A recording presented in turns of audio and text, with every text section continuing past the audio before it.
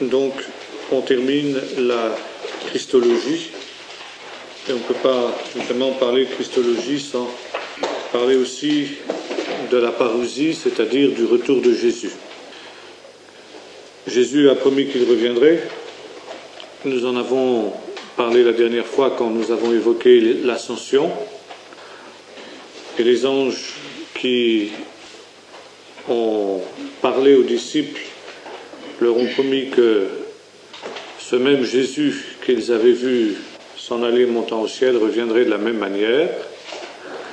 Le livre de l'Apocalypse nous dit « Voici, il vient sur les nuées et tout œil le verra ». Le retour de Jésus, ou la parousie, est indissociable de la messianité de Jésus. Le Messie, nous l'avons vu, c'est un roi, le roi oint. Et en tant que roi, il règne sur l'univers entier comme lieutenant de Dieu. Et s'il est vrai que depuis son ascension, ainsi que nous l'avons vu, Jésus règne de jure, il ne règne pas encore de facto. C'est-à-dire, il règne de droit, mais de fait, sa royauté n'est pas encore pleinement manifestée. Et ce faisant, les Juifs ont beau jeu de nier la messianité de Jésus à partir de l'argument que Jésus n'a pas accompli jusqu'à présent les prophéties messianiques de l'Ancien Testament, lesquelles prophéties évoquent le rassemblement d'Israël dans son pays, le fait que toutes les nations puissent alors se tourner vers le Dieu d'Israël, que les conditions matérielles, physiques et autres de la terre soient transformées, etc. Et le Messie est indissociable de la vision messianique, c'est-à-dire de la manifestation du salut de Dieu au dernier jour.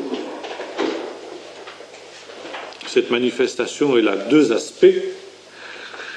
Elle a un aspect spirituel et elle a un aspect temporel. Ça veut dire, elle a un aspect qui concerne le salut intérieur et aussi ce qui concerne le salut extérieur.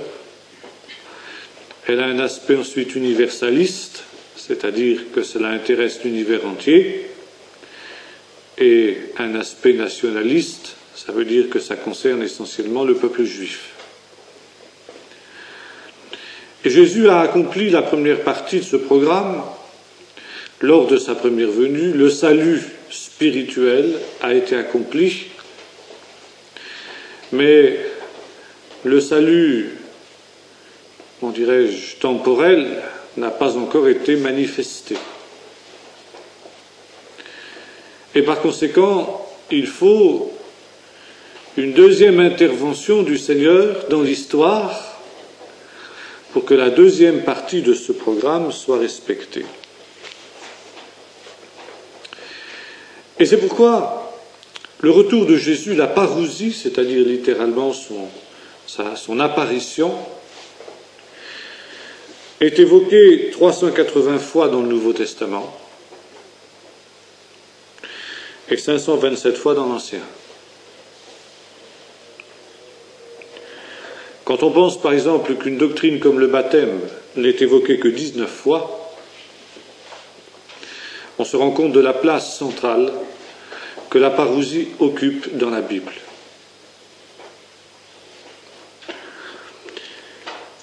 Et c'est la raison pour laquelle on peut s'étonner du peu de place que cette doctrine occupe dans la préoccupation, dans la prédication et dans la vie de l'Église d'une manière générale. En fait, si l'on considère le nombre des allusions qui sont faites à cette doctrine, on peut dire que cette doctrine est quasiment la première du Nouveau Testament. Encore une fois, c'est souligner son importance. Et on constate que dans l'éventail des doctrines de la foi chrétienne, c'est celle qui est pratiquement reléguée au dernier plan. On peut même aller plus loin et dire que les églises mondanisées haïssent tout simplement cette doctrine. Il est vrai qu'elle a donné lieu à, peut-on dire, des excès divers ordres. Et lorsque l'on évoque la parousie, la doctrine de la parousie, constamment revient le fameux problème de l'an 1000 et des terreurs de l'an 1000 qui ont amené toutes sortes de désordres et de débordements dans l'Europe entière. Encore qu'il semble bien que ces terreurs de l'an 1000 aient été très exagérées et que les choses n'ont pas du tout pris la proportion que l'on dit qu'elles ont prise en fait. Mais il est facile de montrer que quelle que soit l'importance des terreurs de l'an 1000, ces dernières reposaient sur une doctrine erronée. Et cette doctrine, c'était l'amillénarisme. Ainsi que nous allons avoir l'occasion de voir, il s'agit là d'une fausse doctrine en ce qui concerne le retour de Jésus. Par contre, il y a eu, et c'est la deuxième objection que l'on fait, des sectes millénaristes qui, elles aussi, ont terminé dans des débordements. La plus célèbre d'entre elles étant la secte de Münster, qui avait abouti à la prise de cette ville par des anabaptistes, des groupes d'anabaptistes, qui affirmaient que le millénium était arrivé et qui avait entrepris à partir de cette ville, après avoir massacré tous ceux qui n'étaient pas des leurs, d'y créer une ville idéale. Finalement, ça s'était terminé dans le scandale moral et les troupes d'un des princes allemands de la région étaient venus détruire tout ça et massacrer tous les anabaptistes et l'affaire s'était terminée dans un bain de sang. De temps en temps, il y a des poussées millénaristes qui surgissent çà et là, notamment à la fin du siècle, au milieu du siècle dernier aux États-Unis, une fièvre millénariste qui a donné naissance à la secte des adventistes. La secte des Mormons reposait aussi d'une certaine manière sur une espèce de poussée millénariste, etc. Néanmoins, ce n'est pas... Bon, bien sûr, plus près de nous, il y a des témoins de Jéhovah, qui sont d'ailleurs issus des adventistes, qui aussi font régulièrement leur fortune en prédisant la date du retour de Jésus. Il semble que depuis quelques années, ils aient quelque peu renoncé à cette tentative-là, certainement un petit peu échaudés par leurs échecs répétés, mais en son temps, ils n'hésitaient pas à donner des dates précises. En tout cas, ce n'est pas parce que des sectes diverses ont erré à partir d'une doctrine que cette dernière est obligatoirement fausse et qu'elle est à rejeter ou du moins à mettre sous le boisseau. En réalité, nous constatons dans l'histoire de l'Église que cette dernière a vécu les premières décennies de son histoire dans une attente ardente du retour du Seigneur. Déjà, le Nouveau Testament, les épîtres de Paul nous montrent combien était vive cette attente, et même Paul est obligé parfois de un petit peu freiner l'enthousiasme et l'ardeur d'un certain nombre de ces chrétiens, notamment à Thessalonique, qui voyaient ce retour de Jésus comme totalement imminent, qui avaient cessé de travailler, etc.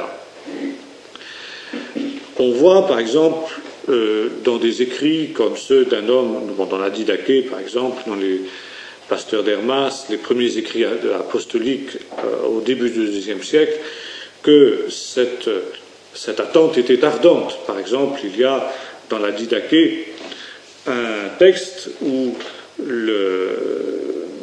la manière de célébrer la Sainte Seine est décrite. Et l'officiant, le président de la Sainte Seine, celui qui préside la Sainte Seine, est invité à dire, eh bien, de même que les épis qui étaient autrefois dispersés sur les collines et que les grappes qui étaient autrefois dispersées sur les collines sont maintenant rassemblées sur cette table, dans ce pain et dans ce vin, qu'ainsi, Seigneur, tout ton peuple soit bientôt rassemblé dans ton royaume de toutes les extrémités de la terre. Justin martyr écrivait qu'il s'attendait à ce que bientôt tous les saints, c'est-à-dire les enfants de Dieu véritables, se trouvent rassemblés dans la Jérusalem terrestre, avec les saints de l'ancienne alliance, Abraham, Isaac et tous ceux dont il est question dans l'Ancien Testament, pour y régner avec le Seigneur pendant 1000 ans, et que les Juifs incrédules auraient été chassés de cette cité. Quel que soit le caractère discutable de cette dernière affirmation, en tout cas, un homme comme Justin martyr croyait donc à la parousie prochaine et au retour de Jésus. C'est évident. Et il semble que, au IIe siècle, à la fin du IIe siècle, puis surtout au IIIe siècle, il y a eu une certaine désillusion qui se soit introduite dans l'Église, et que le fait que Jésus ne revenait pas aussi vite qu'on l'avait pensé a amené les leaders de l'Église à se dire que, somme toute, il valait mieux envisager la durée, installer l'Église dans la durée, plutôt que de la garder dans une attente de la parousie.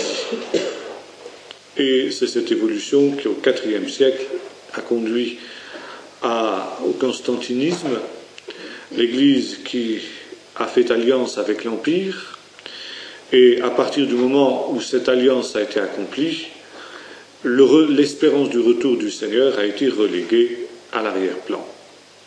Il n'était pas souhaitable que le Seigneur revienne trop vite, de façon à ce que l'Église ait le temps d'asseoir son règne, son royaume, grâce à cette alliance qu'elle avait accomplie avec l'Empire.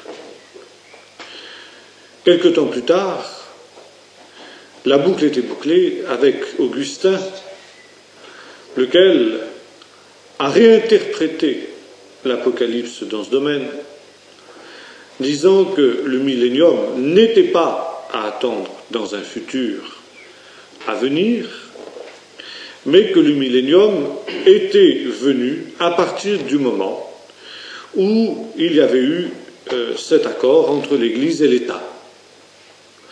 Que depuis la conversion de Constantin, on était donc entré dans le millénium, et que, eh bien, il y allait y avoir un règne de l'Église, un règne terrestre du Christ par l'intermédiaire de l'Église, par l'Église interposée, lequel règne allait durer 1000 ans.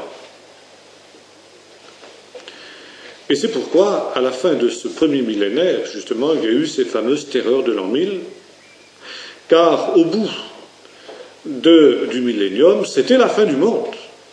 C'était le jugement dernier. C'était le ciel nouveau et la nouvelle terre. Et par conséquent, on s'attendait à des bouleversements terribles qui devaient amener la destruction de la terre, la fin du monde au sens propre du terme. Et c'est pourquoi, dans la mentalité de beaucoup de chrétiens, des membres des églises historiques, la parousie se confond avec la fin du monde. Parousie et fin du monde sont une seule et même chose. On ne fait pas la différence entre les deux choses. En réalité, ce sont deux événements bien différents. C'est ce que nous allons voir. Donc, cette période prend fin au bout du premier millénaire de l'Église, puis évidemment, Au bout de ce premier millénaire, on s'aperçoit que rien ne se passe. Le monde continue comme avant, on se dit tiens, on s'est trompé. Il faut donc réviser à nouveau la doctrine. Et la doctrine, c'est celle-ci, c'est que le millénium, c'est effectivement cette période du règne terrestre de l'Église, mais les 1000 ans sont à prendre au sens symbolique, c'est-à-dire un temps très long. Ouf, en même temps on respire, ça veut dire on a tout le temps devant nous. Et le Seigneur, eh bien, c'est pas demain la veille qu'il revienne. C'est ça que ça signifie. Et la parousie devient un des articles du credo. Parlant de Jésus, il est dit, il est monté au ciel, il s'est assis à la droite de Dieu, le Père Tout-Puissant, il viendra de là pour juger les vivants et les morts. Point final. Et pour beaucoup de gens, la parousie, ça se borne à ça. Et puisqu'il viendra de là pour juger les vivants et les morts, on n'est pas tellement pressé qu'il revienne. Le plus tard sera le mieux. Plus tard on aura affaire au jugement, le mieux on se portera. Et c'est dans cela que la doctrine du retour du Seigneur est quasiment caricaturée et défigurée dans la plupart des églises historiques. Ce sont les églises évangéliques qui ont redécouvert la doctrine du retour du Seigneur, notamment à partir du XVIIe siècle, quand on s'est mis à étudier les prophéties. Et puis, plus près de nous, c'est Darby, John Nelson Darby, qui a élaboré le premier système cohérent, la première doctrine cohérente du retour de Jésus. La doctrine de Darby, dite doctrine dispensationaliste, n'est pas dépourvue de mérite, et le mérite essentiel qui est le sien, c'est d'avoir réaffirmé effectivement que Jésus revient, mais elle a aussi ses limites, ainsi que nous allons le voir. Néanmoins, ce retour de Jésus, cette parousie, d'abord, avant d'en définir les modalités, il faut définir sa réalité. Jésus revient-il et comment? Pour beaucoup de gens, ce n'est pas évident. Pour beaucoup de chrétiens, dans les églises historiques en particulier. Et à ce niveau-là, il y a eu de nombreuses tentatives d'explication qui ont été données pour dire, en quelque sorte, qu'il ne fallait pas s'attendre à un retour corporel de Jésus. Et il y a une doctrine un peu étrange, plutôt une explication un peu étrange, qui dit que le retour de Jésus, c'est la mort.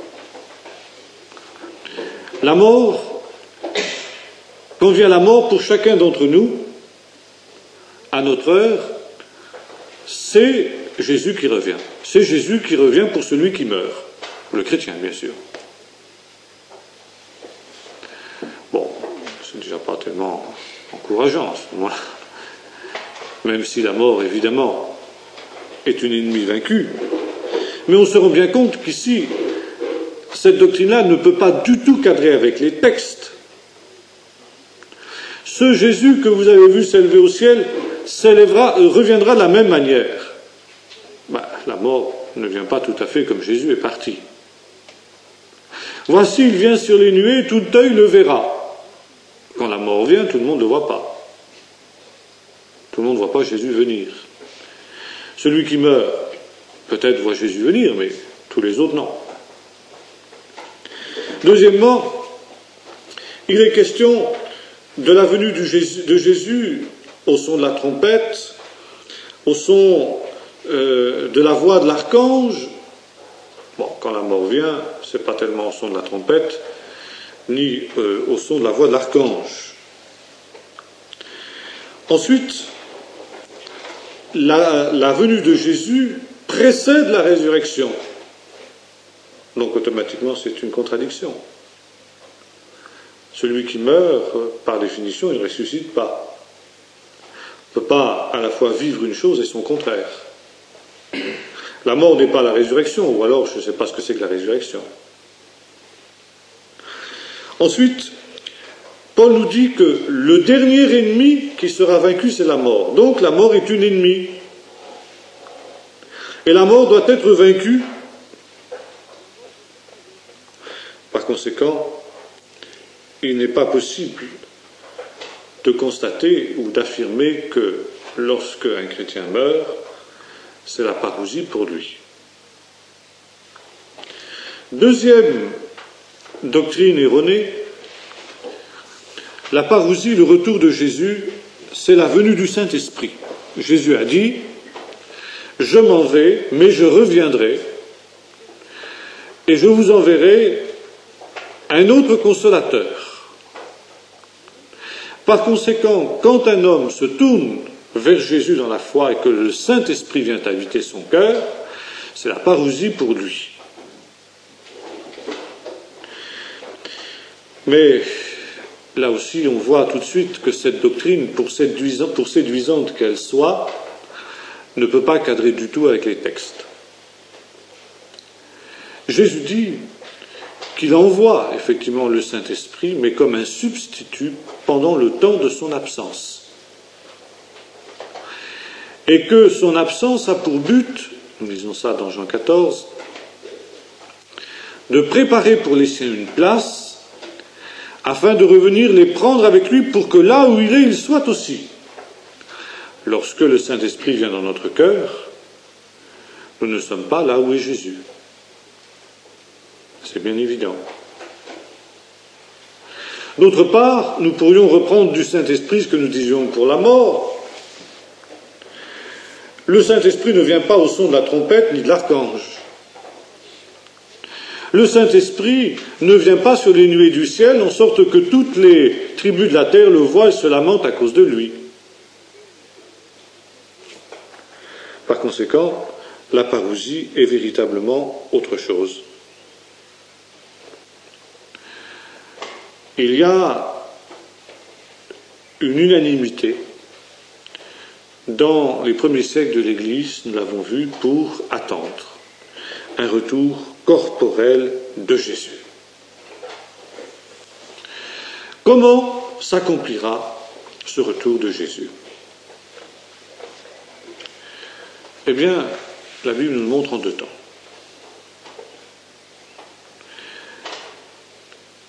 Paul nous dit, il reviendra pour ceux qui l'attendent pour leur salut. Et Jésus lui-même donne quelques indications sur la manière dont se fera son retour. Il dit comme un voleur dans la nuit. Quand les hommes diront paix et sûreté, quand ils ne s'y attendront pas, comme un voleur dans la nuit. Donc, la surprise, et on pourrait dire la discrétion. Deuxièmement, il vient pour ressusciter ceux qui ont cru en lui. Et tous les écrits du Nouveau Testament, comme ceux de l'Ancien Testament, font allusion d'une résurrection en deux temps.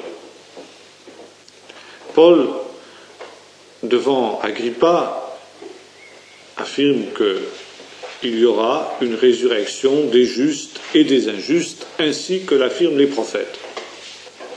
Mais déjà, dans l'Ancien Testament, il y a deux étapes de cette résurrection, des justes et des injustes. Dans le livre de Daniel, dans le chapitre 12, l'ange qui parle avec Daniel lui déclare que plusieurs de ceux qui dorment dans la poussière, plusieurs on peut traduire aussi par un grand nombre de ceux qui dorment dans la poussière, se réveilleront. Et après, les autres se réveilleront pour le jugement. Et c'est ce texte de Daniel, en particulier ce verset de Daniel, qui est dans la tradition juive, à l'époque de Jésus et avant déjà, a permis de définir l'idée qu'il y a une résurrection d'entre les morts. Pas de tous les morts, mais d'entre les morts. Et cette expression, nous la retrouvons à plusieurs reprises dans le Nouveau Testament, notamment sous la plume de Paul. Une résurrection d'entre les morts. Et Paul lui-même déclare dans l'Épître aux Philippiens, donc il a renoncé à tout, afin de pouvoir arriver, dit-il, si je puis, à la résurrection d'entre les morts. Et cette résurrection d'entre les morts est un privilège qui est donné aux justes. Seuls les justes auront part à cette résurrection d'entre les morts. Et le but de cette résurrection d'entre les morts sera de briller, comme le dit l'ange à Daniel, comme le soleil, quand il est dans sa force.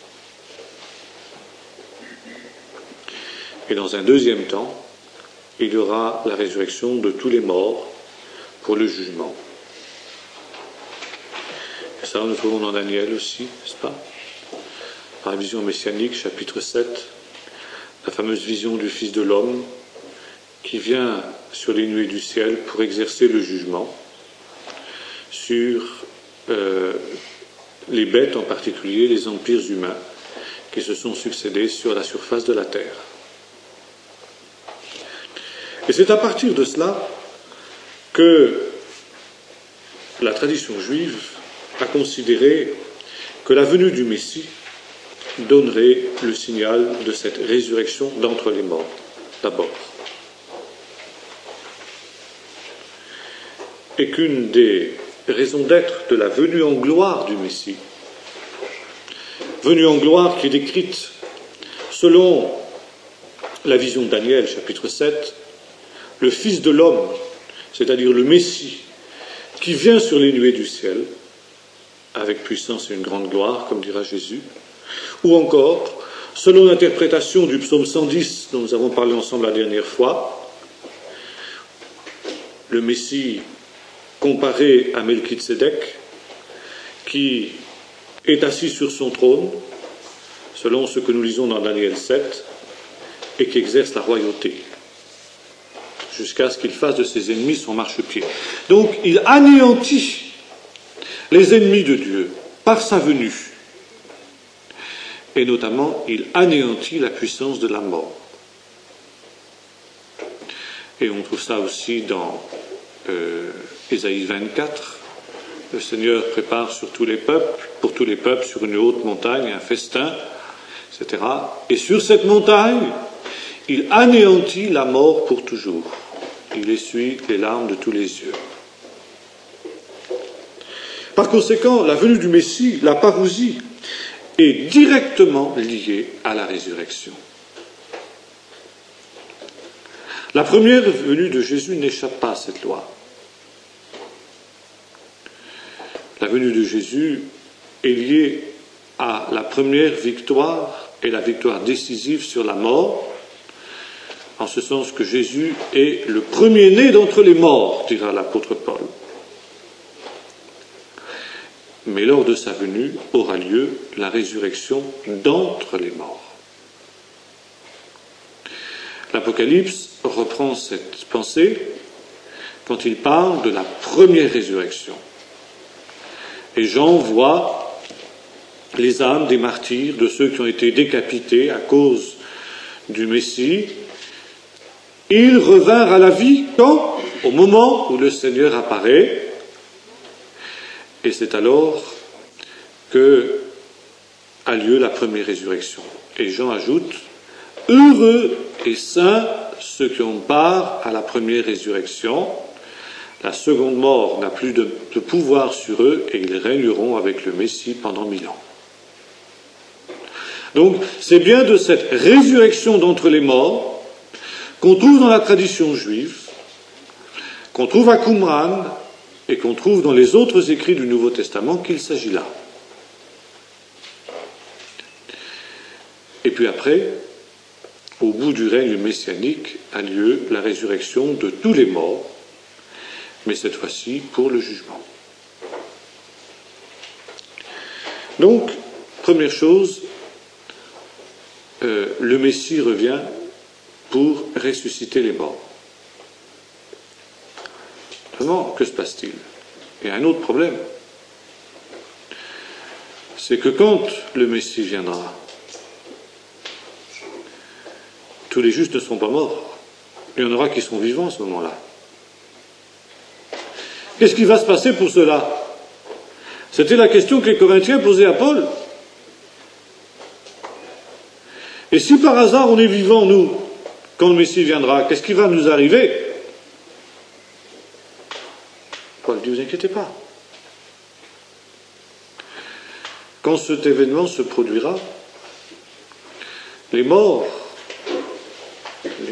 dit-il, en Christ, les morts bienheureux ressusciteront premièrement, mais les vivants qui seront restés pour l'apparition du Seigneur seront transformés en un instant, littéralement le grec dit dans un atome de temps, et ensemble, vivants, transformés et morts ressuscités, seront enlevés à la rencontre du Seigneur dans les airs. Par conséquent, il y a ici une rencontre dans les airs, à mi-chemin, si j'ose dire, entre le ciel et la terre. D'un côté, il y a le Seigneur qui descend, et de l'autre, il y a les justes qui montent automatiquement. Quelque part au milieu, il y a rencontre.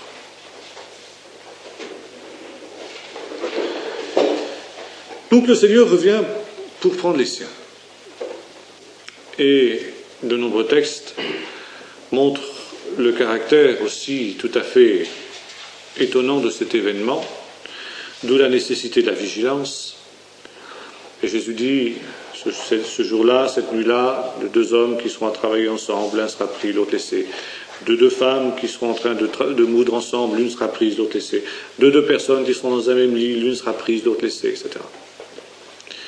Et en même temps, nous retrouvons ici cette idée que nous évoquions hier du rassemblement des élus dans le royaume céleste.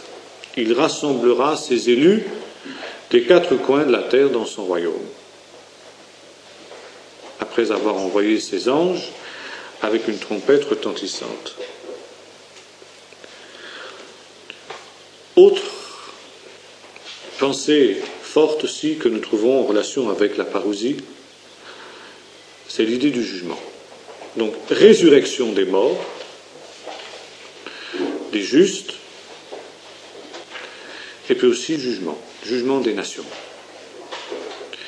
Et là, je vous renvoie à Daniel 7, la vision du Fils de l'homme, les morts ressuscitent, mais en même temps, des trônes sont placés, et le Fils de l'homme reçoit le pouvoir de juger les nations. Et le retour de Jésus dans le Nouveau Testament reprend cette idée d'un jugement eschatologique des nations.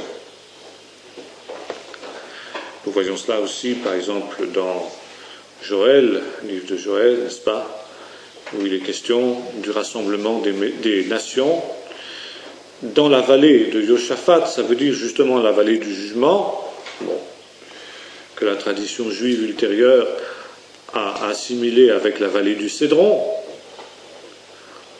Pourquoi il y a sur les pentes des deux côtés, sur le mont des Oliviers et sur le mont du Temple, tous les cimetières qui sont là, parce qu'on peut être là, à l'endroit où va se produire l'événement, au moment de la résurrection. En tout cas, que ce soit là ou que ce soit ailleurs, la Bible ne nous le dit pas de manière explicite, il y a donc un jugement des nations. Et ce jugement des nations, nous le retrouvons aussi dans le Nouveau Testament.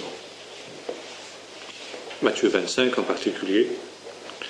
Quand le Fils de l'homme, c'est un des textes qui est le plus mal compris celui-là, quand le Fils de l'homme viendra avec tous ses anges dans sa gloire, il rassemblera toutes les nations autour de lui, il séparera les uns d'avec les autres, comme un berger le fait il sépare les brebis et les boucs, il mettra les brebis à sa droite et les boucs à sa gauche, il dira aux uns, venez, bénis de mon Père, prenez possession du royaume qui vous a été préparé, car j'ai eu faim, et vous m'avez donné à manger, j'ai eu boire.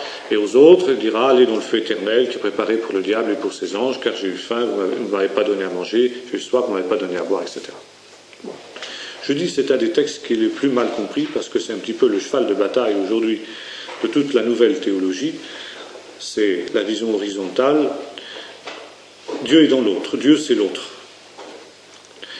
Et on parle de cette parole de Jésus, chaque fois que vous avez fait ou vous n'avez pas fait ces choses aux plus petits de mes frères, c'est à moi que vous les avez faites ou que vous ne les avez pas faites. Donc, Dieu est dans l'autre. D'ailleurs, c'est un sabellianisme assez poussé au point de vue doctrinal, parce que là, on n'est pas dans une vision tout à fait trinitaire, n'est-ce pas? Il y a une sacrée confusion entre Jésus et Dieu, mais enfin, passons. Donc, Dieu est dans l'autre. Je découvre Dieu, non pas au ciel, mais dans l'autre.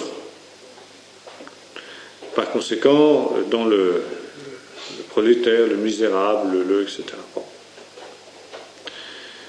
Il y a un peu de vrai, mais on pousse ça à l'extrême. Et par conséquent, on revient ici exactement à l'idée du salut par les œuvres. C'est le jugement de tout homme qui est ici défini, y compris des chrétiens. Donc on a intérêt à aider au maximum de faire le plus d'œuvres sociales possible pour pouvoir être sûr d'entrer dans le royaume, dans le ciel. Or là, il nous faut reprendre absolument Daniel 7. C'est Daniel 7 qui nous donne la compréhension, la clé de compréhension de ce texte. Jésus manifestement ici commentait Daniel 7, la vision du Fils de l'homme. Or, la vision du Fils de l'homme, nous avons vu, il y a deux choses. Il y a le sort des justes, et le sort des justes, il est tout à fait différent. Le sort des justes, c'est la résurrection. Et pas question de jugement pour les justes. Et à plusieurs reprises, Jésus dira cela. Celui qui croit en moi, eh bien, il est passé de la mort à la vie, il ne vient pas en jugement. Il n'y a pas de jugement, dit Paul, il n'y a pas de condamnation pour ceux qui sont en Jésus-Christ. Et si jugement il y a, et il y a, c'est un jugement d'un autre ordre, comme le montre l'apôtre Paul dans la 2e épître aux Corinthiens, c'est un jugement pour des récompenses, mais pas pour déterminer qui est sauvé ou qui est perdu. C'est déjà fait. C'est déjà fait par le choix que ces justes ont fait quand ils ont reçu Jésus-Christ dans leur cœur. Et par l'autrement, c'est nier complètement le salut par grâce. Alors, qui ce jugement concerne-t-il? Encore une fois, Daniel 7 nous le montre, les nations. Les païens, nations et païens, c'est le même mot en hébreu, et en grec aussi. Les païens, par définition, c'est ceux qui n'ont pas reçu Jésus. C'est ceux-là qui sont rassemblés devant le trône du Fils de l'homme et qui vont être jugés pour entrer, non pas dans le ciel,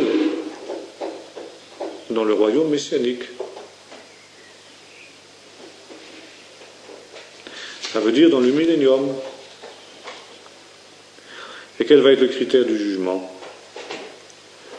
Justement, ce que Jésus définit, leur attitude vis-à-vis de ceux qu'il appelle les plus petits de ses frères, dans lesquels, c'est vrai, on peut voir par extension tout homme, mais d'abord, c'est quelque chose de très précis. Ses frères, c'est d'abord ses disciples. C'est ses disciples qui étaient en prison. C'est ses disciples qui étaient qui avaient faim, qui avaient soif, qui étaient nus. Et puis aussi son peuple, le peuple d'Israël, persécuté, dispersé. Et enfin, si on veut, par extension, je ne suis pas contre tout homme qui souffre. Donc ici, c'est quelque chose de tout à fait différent. Nous ne sommes pas ici au jugement dernier. C'est le jugement préliminaire avant d'entrer dans le royaume messianique ou pas.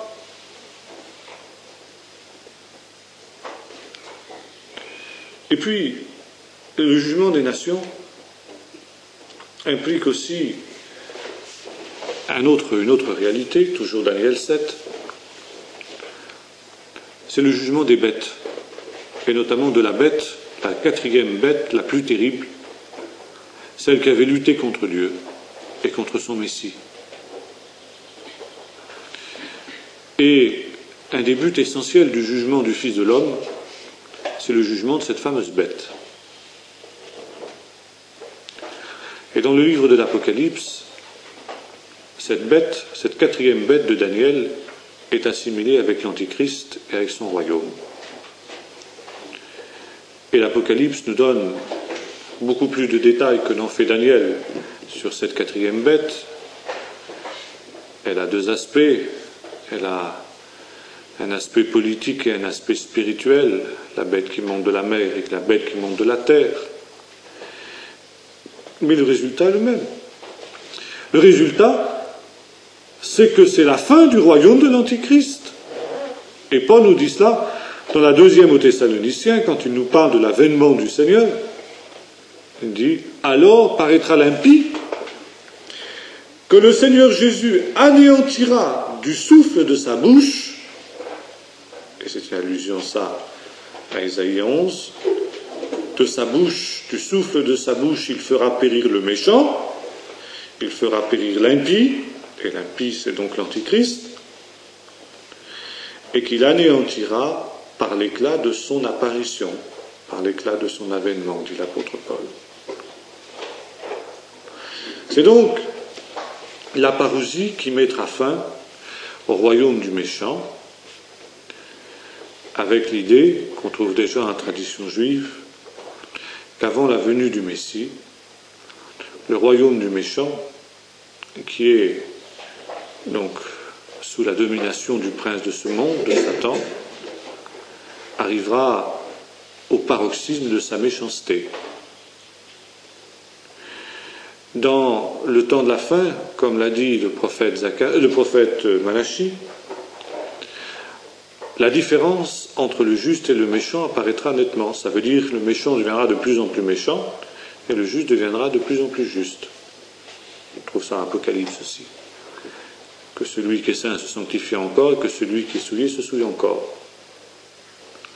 C'est-à-dire qu'il y a consommation des deux mystères, le mystère du mal, le mystère de l'iniquité dont parle aussi l'apôtre Paul dans l'Épître aux Thessaloniciens, mystère de l'iniquité qui est en germe et qui arrive dans sa plénitude, à son apogée au moment de la venue du Messie, et puis le mystère de Dieu, le mystère des élus de Dieu, qui aussi arrive à leur plénitude à cette même époque-là. Et par conséquent, la parousie met fin à ce royaume du méchant. Et c'est un des buts de la parousie. Comme disent les justes quand ils prient dans l'Apocalypse, il s'agit de détruire ceux qui détruisent la terre et d'arracher tous les scandales et tous ceux qui sont les fauteurs de troubles et d'iniquité. Jésus a donné aussi une autre parabole pour illustrer cela. C'est la parabole du bon grain et l'ivraie. Quand il montre que le bon grain et l'ivraie poussent ensemble dans le même champ. Et que pendant tout un temps, aussi longtemps qu'ils ne sont pas arrivés à maturité, on ne peut pas les arracher. On ne peut pas arracher l'ivraie, parce qu'on risquerait d'arracher le bon grain, parce qu'on ne peut pas faire la différence. Le blé en herbe ressemble à l'ivraie en herbe. Et Jésus explique par là pourquoi il ne peut pas intervenir avant que les deux mystères soient arrivés à maturité. Mais quand il y aura cette maturité, alors à ce moment-là, il y aura le grand tri. Et dans l'Apocalypse, nous retrouvons cela. Lance la faucille, dit l'ange au Messie, car la moisson de la terre est mûre. Et la terre fut moissonnée. C'est-à-dire que tous ceux qui commettent les scandales sont éliminés, sont arrachés, car il n'y aura pas dans le royaume messianique de fauteurs de troubles. Et le Messie des psaumes est celui qui élimine du pays les méchants. C'est en cela qu'il est le roi juste. Et par conséquent, au moment où le Messie inaugure son règne messianique, il élimine les méchants. Il élimine les méchants qui n'ont pas voulu se repentir. Et c'est le but du jugement, le jugement dernier. Le jugement de Matthieu 25 a ce but.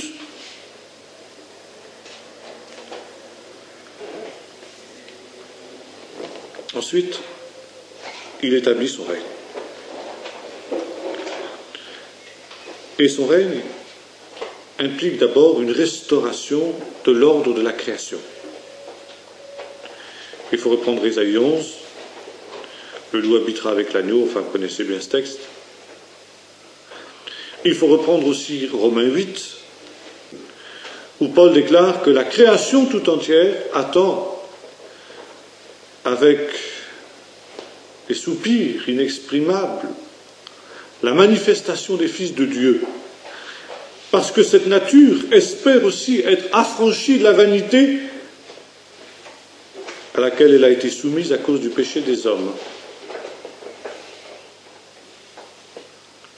Et par conséquent, la restauration du royaume messianique, l'élimination des méchants, entraîne une modification de la création de la nature. Les animaux féroces perdent leur férocité. Il y a vraisemblablement aussi une modification du cycle des saisons, je ne sais, des végétaux, etc. Il y a une restauration de la nature et finalement tous les problèmes de pollution. La seule solution à ces problèmes de pollution, sans vouloir faire du jeu de mots, c'est la parousie, c'est le retour du Seigneur. La seule solution est celle-là. Et c'est alors que commence le règne messianique. Ce que Darby avait appelé le millénium. Darby avait eu le mérite, en effet, de voir essentiellement ces différents points. Peut-être pas d'une manière aussi structurée que ce que nous avons fait ce soir, mais il en avait compris l'essentiel.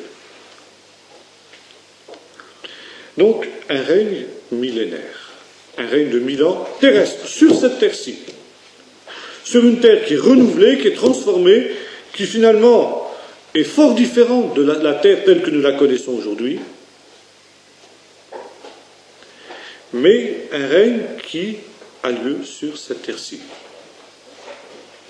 Depuis Jérusalem, qui est redevenu le centre du monde.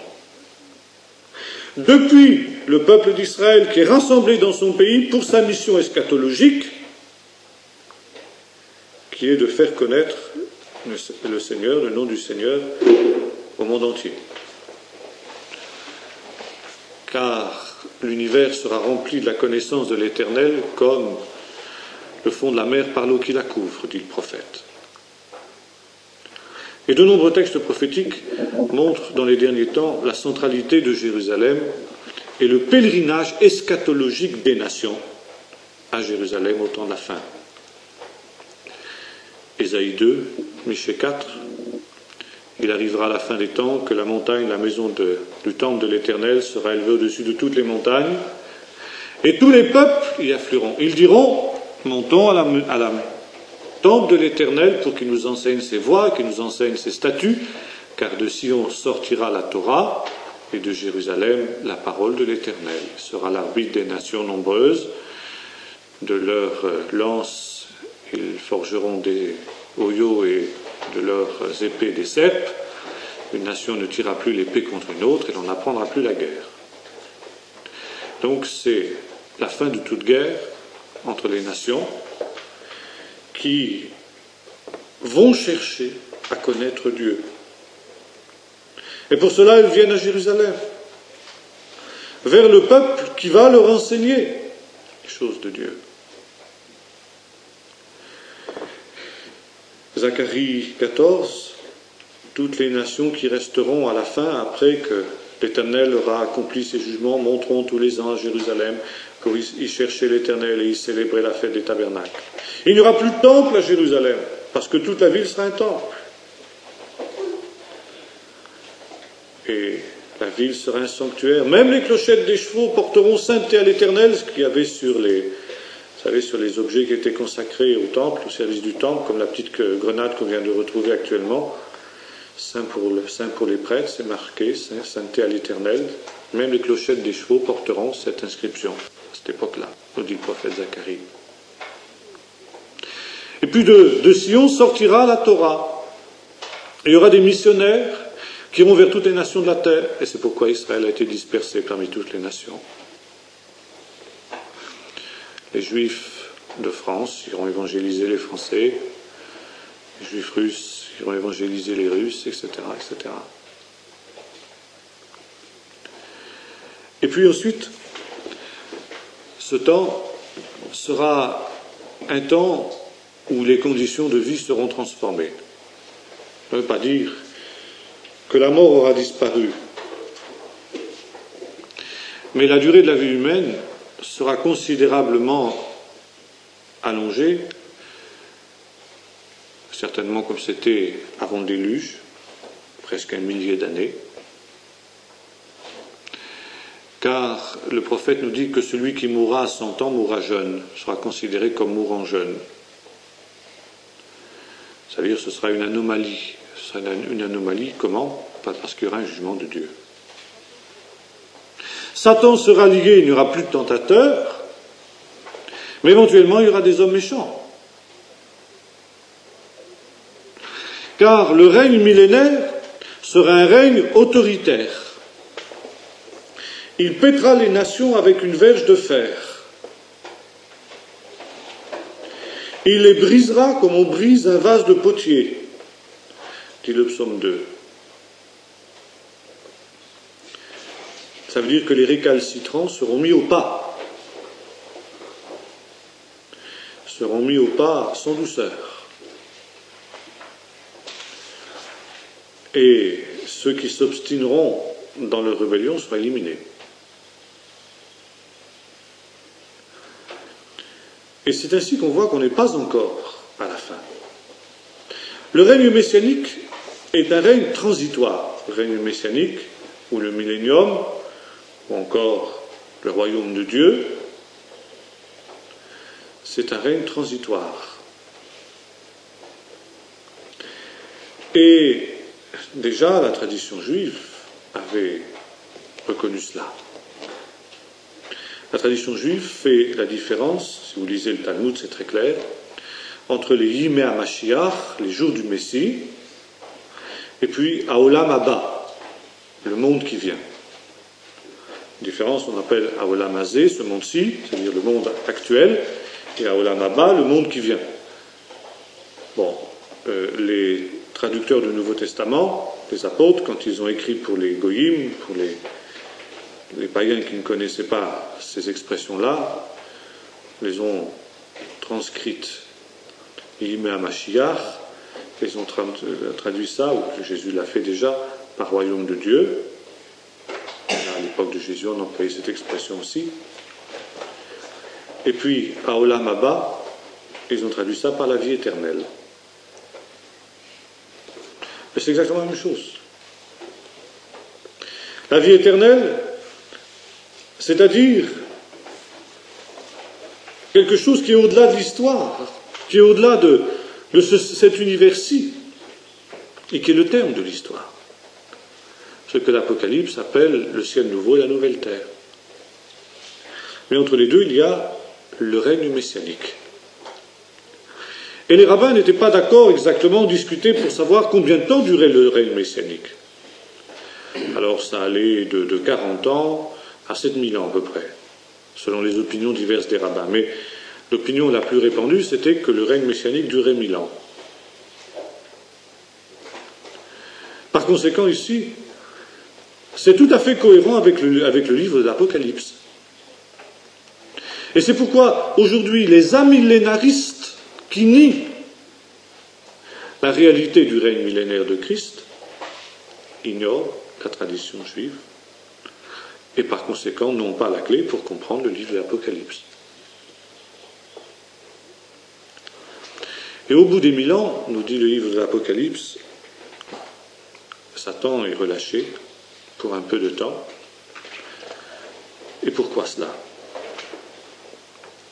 Eh bien, tout simplement, parce que pendant le règne millénaire, les hommes continueront bien sûr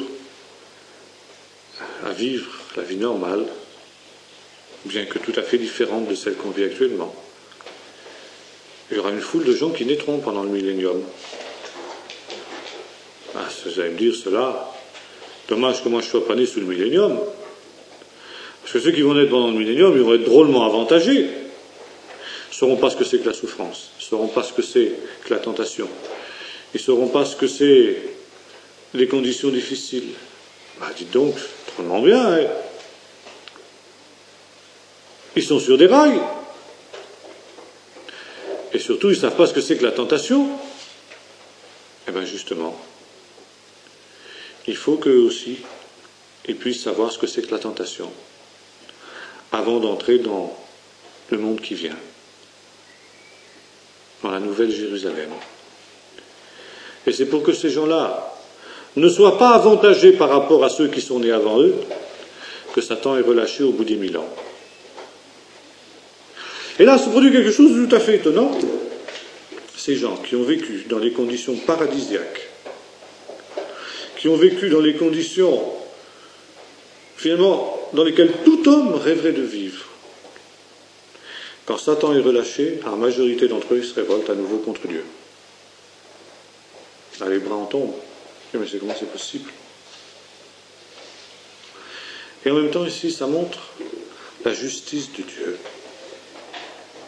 C'est la justification de la manière de se conduire de Dieu quand il a dit « Tout homme est jugé à cause du péché d'Adam ». Ah, on me dit « Mais ça, c'est quand même pas possible ». Parce que moi, si j'avais été à la place d'Adam, c'est pas certain que moi je me serais révolté comme Adam avait fait. Alors c'est pas normal que moi, je subisse les conséquences du péché d'Adam. Eh bien la réponse de Dieu, elle est là. Les hommes qui ont vécu dans les conditions où était Adam, parce que les 1000 ans, ce sera le paradis terrestre, ce sera l'Éden. Eh bien, ces hommes qui se retrouvent dans les conditions où était Adam, et qui se trouvent confrontés à la tentation avec laquelle Adam s'est confronté, suivent le même chemin que lui. Donc Dieu est parfaitement juste quand il juge les hommes à cause du péché d'Adam. Parce que ce péché d'Adam est leur péché, et il l'assume, la preuve en est. Et c'est pourquoi s'il n'y a pas de millénium, et il n'y a pas non plus de manifestation de la justice de Dieu.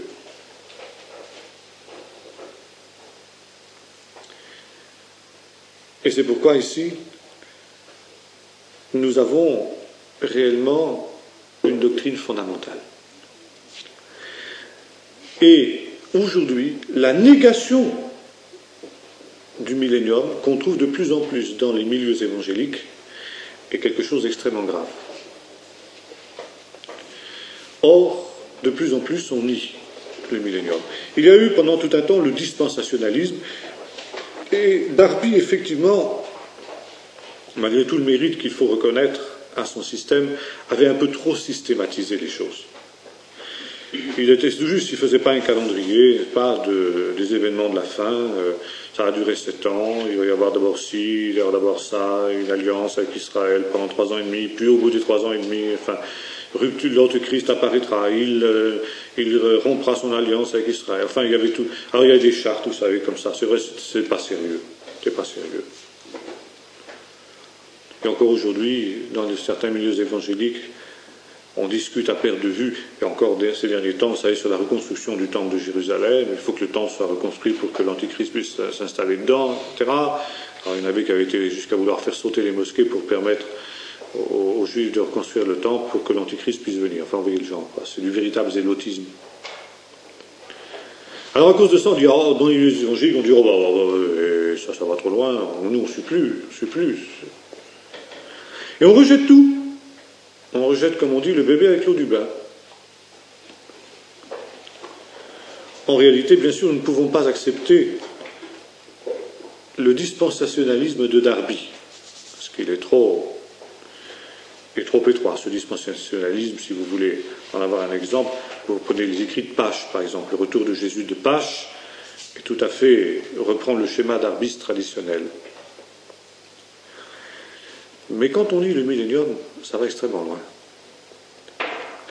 Car, ou bien alors, on est post-millénariste. Ça veut dire qu'on croit que Jésus revient après le millénium, et encore une fois, nous sommes dans le millénium à ce moment-là, et on reprend la thèse qui est celle d'Augustin, et qui est celle aujourd'hui de l'Église catholique, en gros, grosso modo.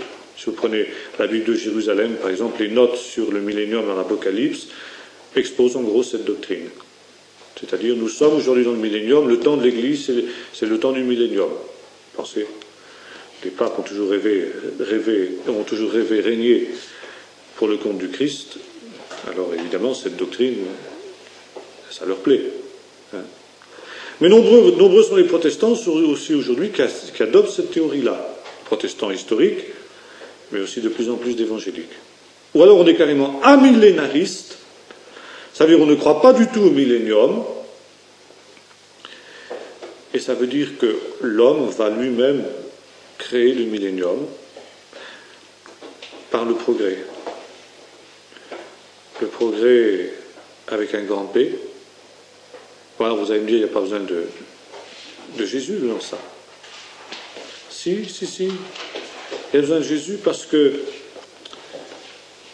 Jésus a déjà vaincu toutes les puissances du mal qui s'opposent au progrès. Et par conséquent, maintenant, on peut travailler au progrès et en sachant que le progrès va réussir. Mais alors, il n'y a pas besoin des chrétiens. Les marxistes feront si bien l'affaire. Non, parce que les chrétiens vont être le moteur, parce qu'eux, ils connaissent. Ils peuvent introduire les principes spirituels et moraux du progrès. Les marxistes, eux, ils vont introduire les progrès scientifiques. Mais les chrétiens vont introduire les progrès spirituels et moraux. Ils ont du boulot à faire, remarquez bien en ce moment, parce que, point de vue progrès moral, c'est pas tellement évident. Hein.